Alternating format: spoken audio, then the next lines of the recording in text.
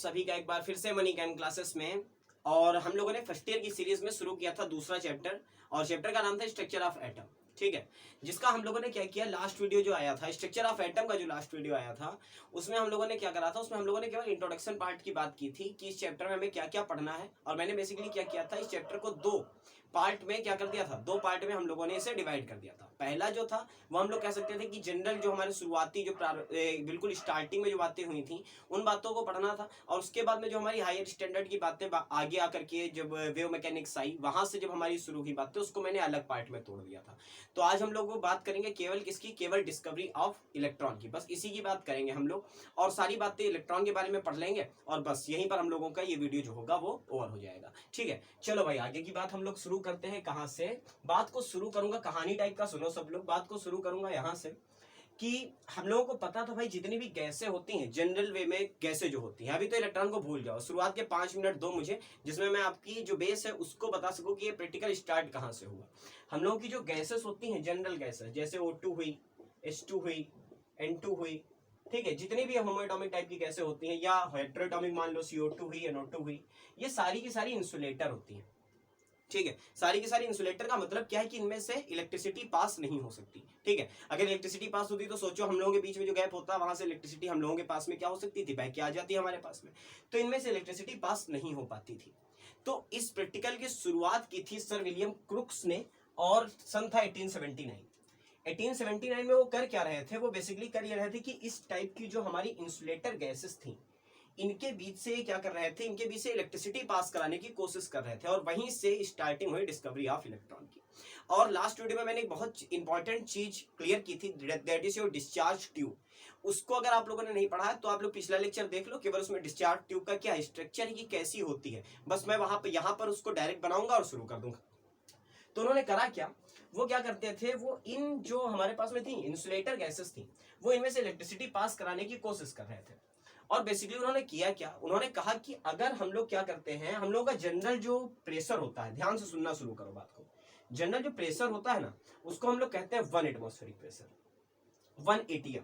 और 1 ATM को आप लोगों ने 9th हाई स्कूल में पढ़ा होगा, क्या होती है, न्यूटन पर मीटर स्क्वायर यूनिट बेसिक होती है किसकी, जो हमारा प्रेशर होती है उसकी। तो 1 ATM जो होता है उसको हम लोग कह सकते हैं होता है 1,01,325 पास्कल के बराबर, या न्यूटन पर मीटर स्क्वायर के बराबर, ये एक वैल्यू होती है। और दूसरी वैल्यू एक और होती है, that is 1 ATM is equal to 760 mm of Hg, जो कि हम लोगों का जनरली जो हमारा एटमॉस्फेरिक प्रेशर मेजर करने का जो हमारा होता है बैरोमीटर, उसमें ये लगा होता है, जिसको हम लोग पारे वाला बैरोमीटर भी बोलते थे। तो वहां पर क्या होती है, जो 760 mm ऑफ Hg जो हाइट होती है किसकी, जो पारे की हाइट होती है, वो हमारा क्या माना जाता है, 1 ATM प्रेशर के बराबर होता है। तो हम लोग यहाँ पर जितनी बातें करेंगे वो सारी की सारी इस यूनिट में करेंगे, mm ऑफ Hg में करेंगे। समझे बात को, 760 mm of Hg equal to 1 atmospheric pressure, अपने दिमाग में बना लो। और उसके बाद में हम लोग यहाँ पर जब भी प्रेशर की बात करेंगे तो ATM में नहीं करेंगे, न्यूटन पर मीटर स्क्वायर में नहीं करेंगे, यहाँ पर सारी बातें हम लोग किस में करेंगे, 760 mm ऑफ Hg के टर्म में करेंगे। ठीक है, चलो भाई अब आगे की कहानी करते हैं। तो उन्होंने किया क्या, उन्होंने ये डिस्कवर किया कि अगर हमारे पास में कोई एक ऐसी ट्यूब हो जिसको हम लोग बेसिकली क्या मान रहे थे, डिस्चार्ज ट्यूब मान रहे थे, और उसमें एक होल कर दिया जाए ऐसे, और इसमें क्या फिट कर दे, वैक्यूम पंप, वैक्यूम पंप, और एक तरफ इसमें क्या लगा ले भाई, कैथोड लगा ले। ये C बना दिया, C का मतलब क्या हो गया, कैथोड। C मींस क्या हो गया, कैथोड। पता है 2 टर्मिनल होते हैं, पहला कैथोड होता है, दूसरा क्या होता है आपका, एनोड होता है। तो अब अगर हम लोग इसके अंदर कोई गैस भर दे और उसका प्रेशर धीरे धीरे वैक्यूम पंप से हवा बाहर खींचना शुरू करो, एयर को बाहर खींचना शुरू करो, जैसे जैसे आप एयर को क्या करोगे, बाहर खींचोगे, इसके अंदर का जो प्रेशर होगा वो घटेगा, इसके अंदर का जो प्रेशर होगा वो क्या हो जाएगा, घट जाएगा। और जब वो घटेगा तो इसके अंदर बाहर का प्रेशर ज्यादा हो जाएगा और अंदर का प्रेशर कम हो जाएगा। बेसिक बात आपको ये समझनी है कि ये जो डिस्चार्ज ट्यूब है इसके अंदर का प्रेशर बहुत कम हो जाएगा। ठीक, दूसरी बात हम लोगों ने डिस्चार्ज ट्यूब के बारे में क्या पढ़ी थी, वो पढ़ी थी कि इसके एक तरफ फोटोग्राफिक फिल्म लगा दी जाती थी, फोटोग्राफिक प्लेट बोल लो, फोटोग्राफिक फिल्म बोल दो, कुछ भी। अच्छा, इसके बारे में खास बात क्या थी, खास बात ये थी कि अगर इसे कोई चार्ज पार्टिकल हिट करेगा आकर, ध्यान से सुन लो बातों को, सारी बातें काम आने वाली हैं। अगर इसे कोई चार्ज पार्टिकल हिट करेगा आकर तो इस पर हमें चमक मिलेगी। ठीक है, फोटोग्राफिक प्लेट जो होगी वो क्या होगी, इफेक्ट होगी। केवल एक कंडीशन है उसकी, इस पर क्या लड़ करके, कोई चार्ज पार्टिकल लड़ जाया करके। तो हुआ क्या भाई, इसको तो हम लोगों को पता भाई, कैथोड है तो निगेटिव टर्मिनल से जोड़ेंगे, और दूसरा वाला क्या होगा, पॉजिटिव टर्मिनल होगा, ये प्लस होगा और ये क्या होगा, माइनस होगा। अब करा क्या विलियम क्रुक्स ने? विलियम क्रुक्स ने किया कि उन्होंने सबसे पहले नंबर पे तो यहां पर बहुत हाई वोल्टेज अप्लाई करने की कोशिश की, क्योंकि ये जो गैसेस थी ये इंसुलेटर थी, तो इनसे होकर के इलेक्ट्रिसिटी पास नहीं हो पा रही थी। तो उन्होंने बहुत ज्यादा हाई वोल्टेज को इस्तेमाल किया और उसी के साथ साथ उन्होंने इसके अंदर की जो एयर थी उसको बाहर खींचना शुरू कर दिया। और जब वो पहुंचे लगभग कितने पर, 10 की पावर -2 से लेके 10 की 10 to the power -2 मान लो, बस इतने एटमॉस्फेरिक mm ऑफ Hg जब पहुंच गए। mm ऑफ Hg का मतलब समझे? mm ऑफ Hg का मतलब 760 mm ऑफ Hg जो होता है उसका लगभग 10 की पावर -2 यानी कि 100 गुना कम कर दिया प्रेशर। बस आसान भाषा में ये समझ लो कि नॉर्मली तो इतना होता, 760 mm ऑफ Hg होता, जितना एटमॉस्फेरिक प्रेशर होता उतना ही। उन्होंने क्या किया, इस प्रेशर को, अंदर के प्रेशर को कितने गुना कम कर दिया? आसान लैंग्वेज ये समझ सकते हो, इन्होंने 100 गुना इसको क्या कर दिया? कम कर दिया। ठीक है, पूरा तो वैक्यूम नहीं क्रिएट हो सकता था, बट उन्होंने क्या किया? 100 गुना कम कर दिया। और जो वोल्टेज अप्लाई की वो वोल्टेज थी 10,000 वोल्ट, मतलब भर की वोल्टेज थी 10,000 वोल्टेज। इन्होंने क्या किया? इस पर चार्ज अप्लाई किया। और जब ऐसा किया तब यहां से स्टार्टिंग हो गई। और स्टार्टिंग क्या हुई कि हमें सबसे पहले तो यहां पर हल्की सी चमक मिली, फ्लोरेसेंस मिली हल्की सी कैथोड पे। ठीक है, उसके बाद में क्या हुआ? उसके बाद में उन्होंने इसको, जब यहां पर उन्होंने कुछ इफेक्ट देखा कि प्रेशर कम करने से कुछ हो रहा है, तो उन्होंने प्रेशर को कम करना जारी रखा। और जब ये उन्होंने कितना कर दिया? लगभग 10 की पावर -3 mm ऑफ Hg के बराबर, यानी कि कितने गुना कम कर दिया? लगभग 1000 गुना प्रेशर इसके अंदर कम कर दिया। तो हमारी जो फोटोग्राफिक प्लेट थी, फोटोग्राफिक फिल्म थी, हल्का सा चमकने लगी। यहां पर क्या मिली हमें? यहां पर हमें चमक मिली, फ्लोरोसेंस मिली। तो इसको तो साफ लिख लो, यहां पर क्या मिली? एक हल्की सी क्या मिली हमें? चमक मिली। अब इस पर चमक मिलने का केवल एक रीजन हो सकता था, और वो रीजन ये था कि इस पर कोई चार्ज पार्टिकल आया है और हिट किया है। शुरुआत में ही बता दिया, फोटोग्राफिक प्लेट की एक खास बात होती है कि अगर उस पर कोई चार्ज पार्टिकल आकर के लड़ता है तो वो क्या करती है? चमक देती है और प्रिडिक्ट करती है कि हाँ भाई कोई चार्ज पार्टिकल आया है, मेरे ऊपर गिरा है आकर के। तो यहां से क्या मिला? यहां से रिजल्ट ये मिला कि यहां से कुछ ऐसी रेस निकल रही हैं, ऐसे जो हमें दिखाई तो नहीं दे रही हैं, लेकिन दिखाई ना देने के बाद वो इस वाली फोटोग्राफिक प्लेट को हिट कर रही हैं। और जब वो इसे हिट कर रही हैं तो यहां पर हमें क्या दे रही हैं? चमक दे रही हैं। अब क्योंकि ये रेस निकल रही थी कैथोड से, इसलिए इनको नाम दे दिया गया कैथोड रेस। इन रेस को नाम दे दिया गया कैथोड रेस। यहां से कहानी शुरू होती है मजेदार वाली, क्योंकि इसको हम लोगों ने शुरुआत में क्या माना? रे माना। रे का मतलब समझते हो? वेव। ठीक, जो हमारी सन की रेस होती हैं उनको भी हम लोग क्या कहते हैं? वेव ही तो मानते हो यार। तो हम लोगों ने शुरुआत में उन्हें क्या माना? वेव, रेस माना था। रेस का मतलब वेव नेचर वो क्या कर रही थी? दिखा रही थी। बट हमें पता है कि इलेक्ट्रॉन पार्टिकल होता है, तो डुअल बिहेवियर की शुरुआत तो यार यहीं से हो जाती है कि शुरुआत में रेस माना था और जब और प्रैक्टिकल किया गया तो वो पार्टिकल भी निकला। ठीक है, बस हाँ उसको एक्सप्लेन बाद में किया गया, लेकिन नेचर तो हमें शुरुआत से ही दोनों पता थे, इसमें कोई भी डाउट नहीं है कहीं पर। ठीक है, तो चलो भाई, इसको क्या दिया गया? कैथोड रेस नाम दे दिया गया। बस इनका प्रैक्टिकल तो यहीं पर क्या हो गया? खत्म हो गया। उसके बाद सर जे थॉमसन जी आए, जिनको इसका क्रेडिट जाता है, और उन्होंने क्या किया था? इलेक्ट्रॉन को पार्टिकल साबित कर दिया था। E/m रेशियो निकाल के, सारी बातें आज ही करेंगे हम लोग, परेशान नहीं होना है आपको। उन्होंने क्या किया था? इसको पार्टिकल साबित कर दिया था, और बस वहीं से उनको क्या मिला? नोबेल भी मिला, और नोबेल मिला 1906 में। ठीक है, जे थॉमसन जी को इलेक्ट्रॉन की डिस्कवरी का नोबेल 1906 में दे दिया गया था। ठीक है, और उन्होंने जो प्रैक्टिकल किया था वो इसी टाइम पर 1879 पे ही उन्होंने भी साथ ही में प्रैक्टिकल किया था। समझ लो को वर्कर थे एक दूसरे के।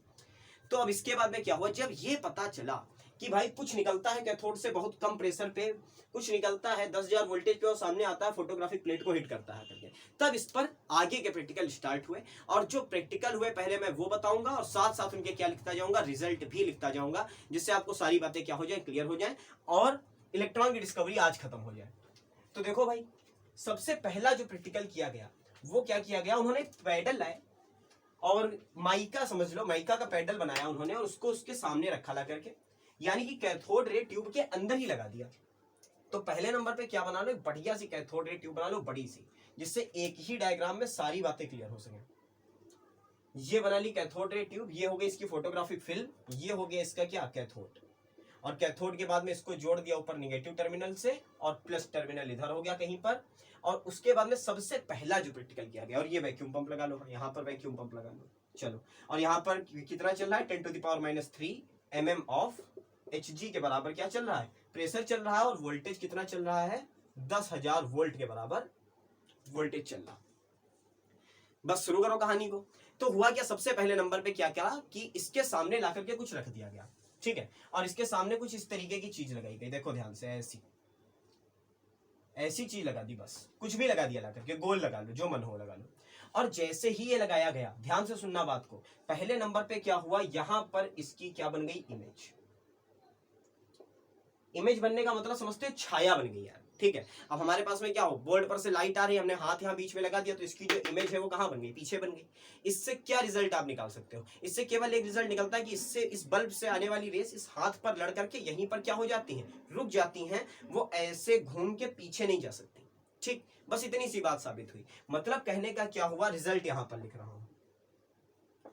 रिजल्ट, पहला रिजल्ट क्या निकल करके आया कि जो हमारे पास में कैथोड रेस है, कैथोड रेस को मैं लिखूंगा Ca, ठीक है, Cr लिख लो, ठीक है। कैथोड रेस को क्या लिख लो, Cr। Cr का मतलब क्या है, कैथोड रेस, एब्रीविएशन बना दिया। तो Cr के बारे में पहली बात क्या पता चली कि जो भी रे यहां से निकलती है वो इधर उधर से मुड़ करके बाहर नहीं जा सकती, यानी कि Cr travels in a straight line. Straight line कह लो या क्या कह लो, पाथ कह लो, कि जो भी हमारी कैथोड रेस थी, सबसे पहली बात तो ये थी कि वो सीधा चलती थी, वो अपने पाथ को ऐसे ऐसे मोड़ती नहीं थी। पहली बात ये निकल करके आई। और खास बात, ये प्रॉपर्टी रेस की भी होती है कि अगर हमारे पास में कोई रे हो, लाइट की रे हो, तो वो रे कभी अपने पाथ को, जब तक वो एक मीडियम से दूसरे मीडियम में नहीं एंटर होगी, तब तक वो अपने पाथ को बदलेगी नहीं, ठीक है। वो एक स्ट्रेट लाइन में ही चलना पसंद करती है। तो अभी तक ये बात सही साबित हो रही थी कि जो इलेक्ट्रॉन है उसके अंदर वेव नेचर तो है, वो रे की तरह तो बिहेव कर रहा है, ये बात तो सही थी।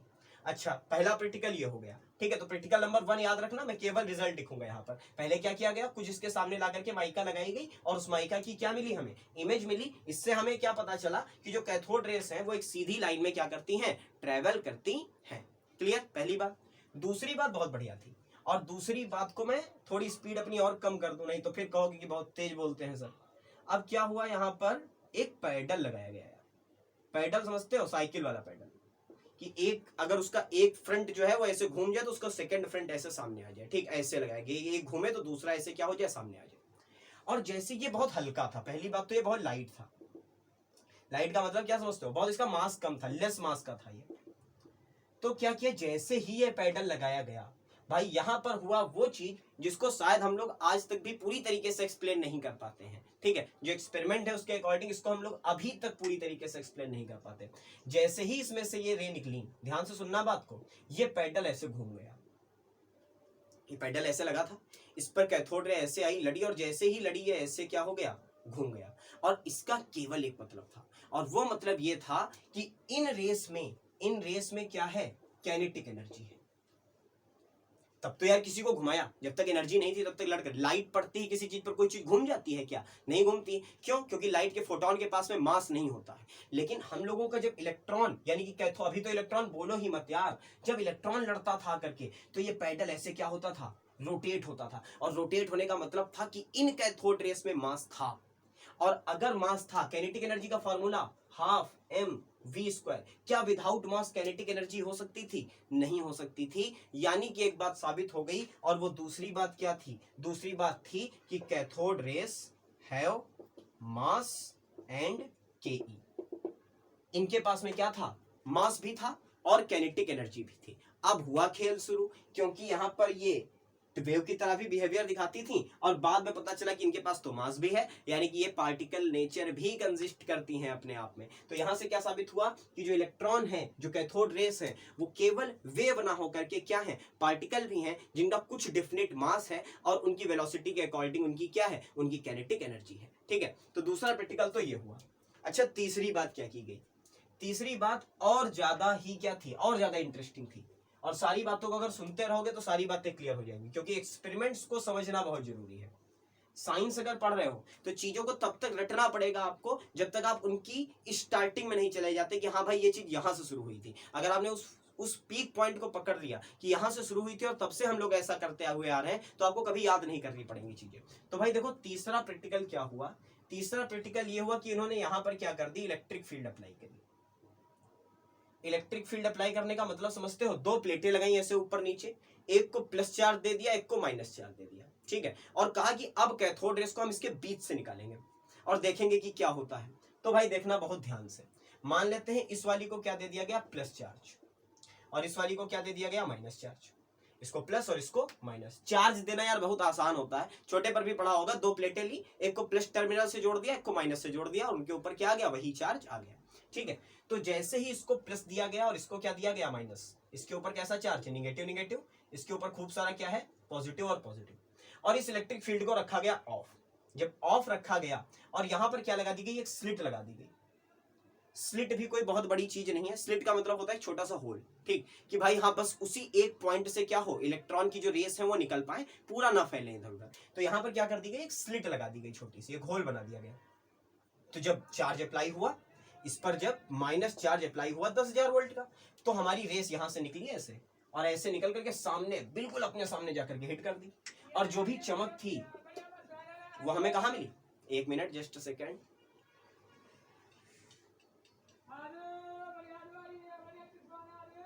हाँ चलो अब शुरू करते हैं। तो यहां से निकली रे, और बिल्कुल जस्ट सामने आकर के क्या हो गई, जस्ट सामने आकर के हिट किया, और यहां पर हमें क्या मिली, यहां पर हमें फ्लूरोसेंस मिली, जो भी मिली थी। जैसे ही हमने क्या किया, इस इलेक्ट्रिक फील्ड को कर दिया ऑन। ध्यान से सुनना बात को, जैसे ही हमने इलेक्ट्रिक फील्ड को ऑन किया, इसका पाथ बदल गया। और इसका पाथ बदल के कैसा हो गया, वैसे तो ये होना चाहिए था, यहां से डॉटेड कर लो, जनरल पाथ इसका ये होना चाहिए था कि यहां पर ये जाए, लेकिन ये यहां से निकलने के बाद क्या हो गई, ऐसे डिफ्लेक्ट हो गई, और चमक मिली हमें इस कोने पर। अब एक रिजल्ट निकला, ये प्रैक्टिकल किया गया, इसका एक रिजल्ट निकला। रिजल्ट क्या निकला कि कैथोड रेस, ये जो कैथोड रेस है, ये प्लस वाली प्लेट की तरफ ऐसे डिफ्लेक्ट हो रही है। और अगर ये प्लस वाली प्लेट की तरफ डिफ्लेक्ट हो रही हैं, यानी कि प्लस वाली प्लेट इन्हें क्या कर रही है, अपनी तरफ अट्रैक्ट कर रही है, और नेगेटिव वाली अपने से क्या कर रही है, दूर फेंक रही है, रिपल कर रही है। और इसका केवल एक मतलब था कि हमारी इन रेस पर खुद पर कैसा चार्ज है, निगेटिव चार्ज। क्योंकि बहुत अच्छे तरीके से भाई पता है, प्लस माइनस को अपनी तरफ ऐसे खींच लेगा, और जो माइनस है, नीचे वाला माइनस, वो अपने से क्या करेगा, दूर करेगा। तो जब ऐसी प्लेट के बीच से निकाला गया, इस पर प्लस था और इस पर माइनस था, तो जैसे ही कोई कैथोड रे यहां से निकला इलेक्ट्रॉन ऐसे, वो क्या हो गया, वो इसकी तरफ क्या होने लगा, ऐसे मुड़ता हुआ चला गया, और उसके बाद में उसने क्या कर दिया, फोटोग्राफिक प्लेट को जाकर के हिट कर दिया। अच्छा, ये प्रैक्टिकल हो गया। तो निकला क्या, तीसरा पॉइंट क्या निकला, रिजल्ट क्या निकला कि Cr आर निगेटिवली चार्ज्ड। जो हमारी कैथोड रेस हैं वो कैसी हैं, निगेटिवली चार्ज हैं, ये बात कंफर्म हो गई। अच्छा, उसके बाद क्या किया गया, उसके बाद देखो, एक बात मैग्नेट के बारे में जानो, इसको मिटा देता हूं, ये बहुत देर से लिखा, आपके दिमाग में बन गया होगा। ठीक है, मैग्नेट के बारे में एक चीज पता होनी चाहिए कि नॉर्थ पोल जो होता है वो प्लस का काम करता है, और जो साउथ पोल होता है वो किसका काम करता है, माइनस का काम करता है। हाई स्कूल में पढ़ा है यार, राइट हैंड थंब रूल और फ्लेमिंग सब पढ़े बैठे हो। तो जो नॉर्थ होता है वो प्लस का काम करता है, जो साउथ होता है वो किसका काम करता है, माइनस का काम करता है। तो इस पर क्या अप्लाई किया गया, इस पर मैग्नेटिक फील्ड अप्लाई की गई। और मैग्नेटिक फील्ड कैसे अप्लाई हुई, देखो भाई, फिगर थोड़ा सा पढ़ाते पढ़ाते वो हो गया है, तो इसको दोबारा बना लेते हैं। क्या हुआ, ये हो गई कैथोड रे ट्यूब, ये हो गया हमारा कैथोड, बस इसको ऐसे बना लो, और उसके बाद में क्या लगा लो, यहां पर एक मैग्नेट लगाओ। ठीक है, मैग्नेट ऐसा ही होता है, स्टैंडर्ड मैग्नेट। ये मैग्नेट लगा लिया, और मैग्नेट का ये पोल मान लिया नॉर्थ है, और ये वाला पोल मान लिया कैसा है, साउथ है। अच्छा, अब ये मत कहना कि ये इसी के अंदर है, ये बाहर से आया हुआ है। ठीक है, और जैसे ही हमने इस मैग्नेट को अप्लाई किया यहाँ पर, जो हमारी कैथोड, और यहाँ पर स्लिट सिस्टम तो था ही, तो जब तक मैग्नेट अप्लाई नहीं था तब तक ये कहाँ जानी चाहिए थी, यहाँ जानी चाहिए थी। और जैसे ही मैग्नेट अप्लाई हुआ, वैसे ही क्या हो गई, ये वापस डिफ्लेक्ट हो गई, किसकी तरफ, किसकी तरफ, प्लस वाले की तरफ। और प्लस का मतलब किसकी तरफ, नॉर्थ वाले की तरफ। तो यहां से क्या साबित हुआ, फिर से यही साबित हुआ कि Cr के पास में क्या है, निगेटिव चार्ज अपने आप में कंटेन करती है कैथोड रेस। यहां से क्या प्रूफ हुआ कि कैथोड रेस के पास में अपना निगेटिव चार्ज कुछ ना कुछ क्या होता है, होता है। ठीक है, तो भाई क्या हो गया, यहां से दूसरी बात क्या साबित हुई, एक बात और साबित हुई कि अगर चाहे हम क्या करें, चाहे हम इलेक्ट्रिक फील्ड को अप्लाई करें, और चाहे हम किसको अप्लाई करें, मैग्नेटिक फील्ड को अप्लाई करें, डजंट मैटर हमने इलेक्ट्रिक लगाई है या मैग्नेटिक लगाई है, हमारे पास में इन दोनों ही फील्ड की प्रेजेंस में कैथोड रेस डिफ्लेक्ट होंगी। ये बात 100% साबित हो गई। और इसका मतलब एक और चीज साबित हुई कि कैथोड रेस चार्ज तो है ही, और चार्ज के साथ साथ ये भी कंफर्म हो गया कि उनके पास में जो चार्ज है वो कैसा है, निगेटिव चार्ज है। ठीक है, क्लियर हुई बात। अब हम सबको पता है भाई इलेक्ट्रॉन का चार्ज कितना होता है, 1.6 इंटू 10⁻⁻19, माइनस का 1.6 इंटू 10⁻⁻19 कूलम चार्ज होता है। बहुत छोटे पर से पढ़ते आ रहे हो। इसका भी अलग एक्सपेरिमेंट है। ये आज की वीडियो में तो ये नहीं क्लियर होगा कि ये चार्ज कहां से आया। अगर आपको इसको भी पता करना है तो भाई नीचे कमेंट बॉक्स में कमेंट करो। एक्सपेरिमेंट का नाम है ऑयल ड्रॉप एक्सपेरिमेंट। इस एक्सपेरिमेंट से ये चार्ज पता किया गया था। तो अगर आप लोग, वो कोर्स में नहीं होता है कभी, ऑयल ड्रॉप एक्सपेरिमेंट कहीं कोर्स में नहीं है, इसलिए इन चीजों को के बुक्स में बताया नहीं गया है, क्योंकि वो कोर्स में ही नहीं है। आपके बुक्स की गलती नहीं दे रहा हूं मैं यहाँ पर खड़ा होकर के, ठीक है। वो बुक्स में लिखा हुआ नहीं, केवल आपको चार्ज बता दिया जाता है। तो अगर आपको पढ़ना है एक्स्ट्रा अपने कोर्स के बाहर, तो आप लोग कमेंट बॉक्स में भाई कमेंट करिए, मैं ऑयल ड्रॉप को एक्सप्लेन करूंगा आपको, ठीक है। चलो भाई, इतनी बातें हो गई, कुछ कुछ बातें हम लोग किसके बारे में कर गए, इसके बारे में कर गए। अब इसके बाद में आगे क्या हुआ, कैसे प्रूव किया गया कि भाई चार्ज इतना है, ठीक है। जो भी हुआ वो कैसे हुआ, तो जे थॉमसन सर को नोबेल यार इतनी आसानी से थोड़ी ना मिल गया, ठीक है। मेहनत करी होगी तब तो मिला होगा। तो उन्होंने क्या किया, अब इस एक्सपेरिमेंट को आगे बढ़ाया, और इस एक्सपेरिमेंट को आगे बढ़ा के उन्होंने क्या किया, डिफरेंट टाइप के कैथोड यूज करना स्टार्ट किए। ध्यान से सुनना बात को, डिफरेंट टाइप के कैथोड यहां पर लगाने शुरू किया, अलग अलग मेटल के इलेक्ट्रोड बनाने शुरू किए उन्होंने, और अलग अलग टाइप की इसके अंदर गैसेस भरना स्टार्ट की। समझो बात को ध्यान से। तो भाई इसको एक फंडामेंटल पार्टिकल नाम दिया गया। इलेक्ट्रॉन एक फंडामेंटल पार्टिकल है, आप सबको पता है। क्यों ये फंडामेंटल पार्टिकल है, क्योंकि दुनिया का कोई भी मैटर हो, चाहे वो मेटल हो, चाहे वो नॉन मेटल हो, चाहे वो सेमी मेटल हो, चाहे वो सॉलिड हो, चाहे लिक्विड हो, चाहे वो गैस हो, कुछ भी हो, उसके अंदर इलेक्ट्रॉन सेम टाइप का पाया जाता है। तो कहीं ना कहीं से तो ये प्रूफ हुआ होगा कि भाई इसके अंदर भी इलेक्ट्रॉन है, मेटल के अंदर भी इलेक्ट्रॉन है, नॉन मेटल के अंदर भी इलेक्ट्रॉन है, और जितनी चीज दुनिया में बनी हुई है उनके अंदर इलेक्ट्रॉन बिल्कुल एक जैसा पाया जाता है। ये कैसे प्रूफ हुआ, ये इसी एक्सपेरिमेंट से प्रूफ हुआ कि हमारे पास में जब हमने डिफरेंट टाइप के कैथोड लगाए, पहले मेटल M1 का लगाया, दूसरी बार में मेटल M2 का लगाया, तो यार अगर अलग अलग टाइप के इलेक्ट्रॉन से, अलग अलग टाइप के इलेक्ट्रॉन से अलग अलग टाइप का मेटल या नॉन मेटल या मैटर बनता होता, तो ये जो डिफ्लेक्शन है ये डिफरेंट टाइप का होता। अगर इनके ऊपर चार्ज अलग अलग होता तो ये डिफ्लेक्शन डिफरेंट टाइप का होता। बट खास बात ये थी, खास बात ये थी कि जब भी हम लोग किसी भी दुनिया का कोई भी कैथोड ला करके लगा देते, दुनिया का कोई भी हम क्या लगा देते, इसके अंदर गैस भर देते ला करके, उसका E/M, ध्यान से सुनना, E/M हमेशा क्या रहता था, कांस्टेंट रहता था।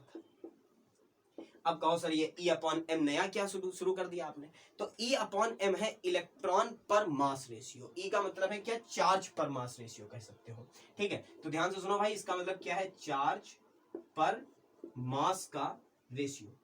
तो मास का रेशियो कैसे, अगर नए हो अगर मेरे चैनल पे नए हो, ठीक है, सब्सक्राइब करने के लिए नहीं कहने वाला हूं, परेशान मत हो। तो अगर मेरे चैनल पे क्या हो, नए हो, तो इस बात को बहुत ध्यान से सुनो कि एक टेक्निक है, छोटी सी टेक्निक है, कहीं लिखी हुई नहीं है बुक्स में, लेकिन एक बात ध्यान रखो कि जब भी आप डिनोमिनेटर में क्या देख लो, कुछ भी देख लो, मास देख लो, चार्ज देख लो, डेंसिटी देख लो, कुछ भी देख लो जाकर के आप, कहां, डिनोमिनेटर में, तो बस एक बात अपने दिमाग में बनाना सीखो कि उसके यूनिट पर काम किया गया है, ठीक है। ये बात मैं हर वीडियो में लगभग बोलता हूं, अगर 50 वीडियो अभी तक आई हैं तो 30 वीडियो में मैंने ये बात बोली होगी कि जो भी डिनोमिनेटर लगा है, आप उसके यूनिट पे वर्क करना अगर सीख गए तो चीजें बहुत आसान हो जाएंगी। चलो समझते हैं क्या होता है। मान लो हमारे पास में इलेक्ट्रॉन पर मास, इलेक्ट्रॉन पर मास का मतलब क्या है समझाता हूं।